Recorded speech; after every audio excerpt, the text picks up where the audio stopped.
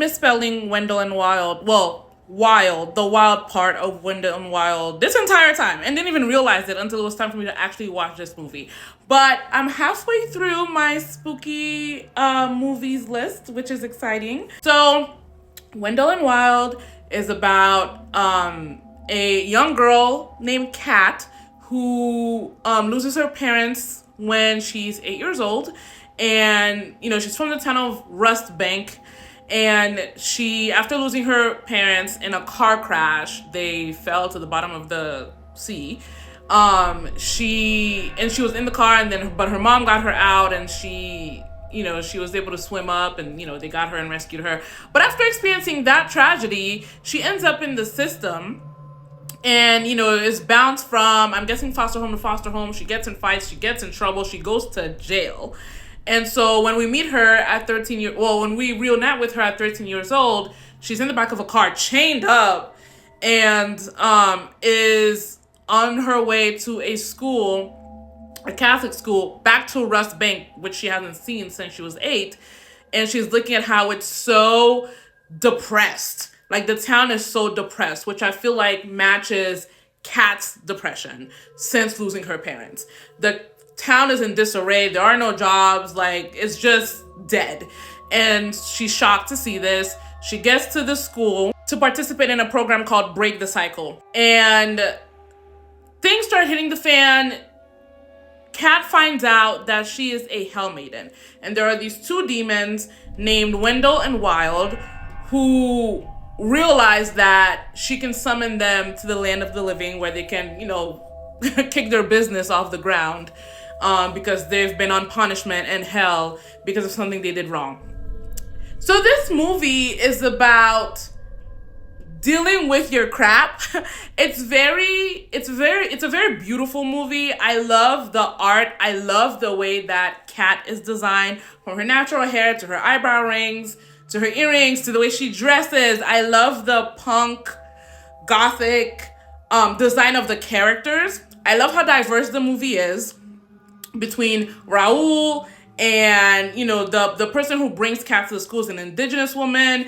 The priest is an Asian man and greedy as hell.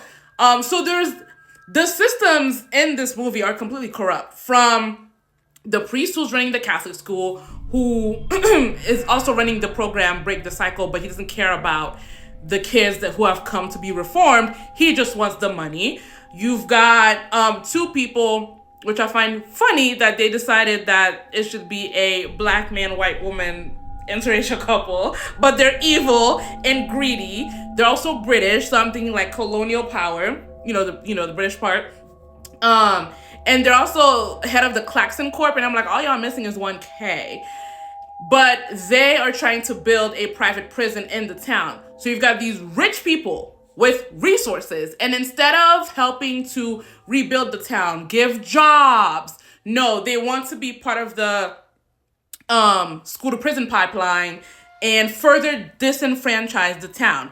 And it makes total sense that, aside from being from Rust Bank, that Kat would stand up against this prison being built, not just because of the broken justice system, but because she is part of a broken system as an orphan and ward of the state. So when Kat finds out that she's a Hell Maiden, and her demons make a deal with her that, if she brings them up to the land of the living, they will bring her parents back to life, right? Instead of dealing with how what she's gone through has changed her and accepting that and trying to move forward, she instead tries to change the past.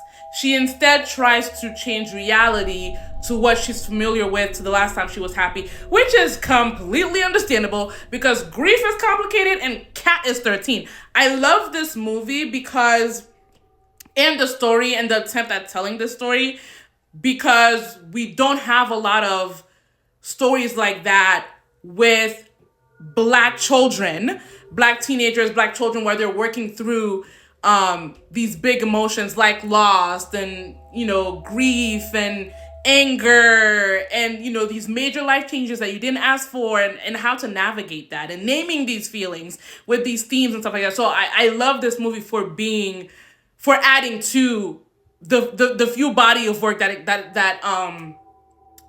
explores that. And so she tries to change the past instead of dealing with her crap. And of course, a few things go wrong, including the damn priest being brought back to life, because he was murked at a certain point by Lane and Emgard, the greedy capitalist. But eventually, she also has Sister Helly, who is also a Hell Maiden. She's a nun at the school. She recognizes what Kat is, and she lends this older Black woman, lends her power to this young teenager who doesn't quite have the tools to express her grief through anything beyond anger.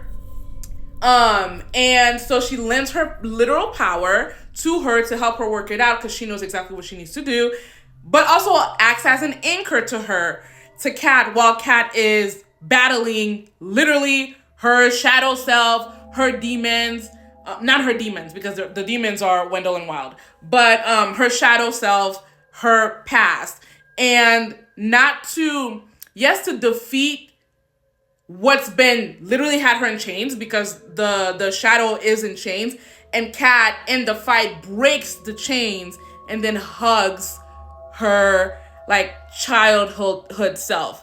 And it's very beautiful. Like, this part of the story is very, very beautiful. There are some aspects of the story that I feel like were not needed. Belzer, who turns out to be Wendell and Wild's father, I didn't think we needed him at all. The prison thing was fine, but it was like a little bit of something extra to explain. I don't know, like it could have been better. Like, the Kat's personal story of working through her grief was very, very strong. The B plot, which is what the prison thing was, the B plot and then Wendell and Wild's plot, like, was a little not, I feel like, well integrated, not strong enough. So maybe they need to do something different. But she works through the past and ends up hugging her inner child, even though she's still a child, but like her younger self. And I love that the point wasn't for her to defeat Wendell and Wild. There's a line in the movie that says she's pledged allegiance to her demons. That is so powerful. That is a powerful line. She's pledged allegiance to her demons. Like, she has pledged allegiance to let her demons guide her, to let the anger guide her, to just give in to that and have that drive her actions and have that lead her life, as opposed to her leading her own life. So I love that line and everything that it implicates, and the implications around it. But I love that it wasn't to defeat her demons, because the truth is, we all have demons. We are going to have demons for the rest of our lives, as long as we continue living and experiencing things. And sometimes those demons are mild, sometimes they're very intense, but you're always going to have baggage, I think, is what is my takeaway from this. You're always going to have baggage. And so the thing to work through is the source of the baggage, as opposed to her defeating Wendell Wild and they're the evil. They're a manifestation. And so the point was for her to work through the root of the problem. Lovely movie. I had a good time watching it. I'm happy it exists.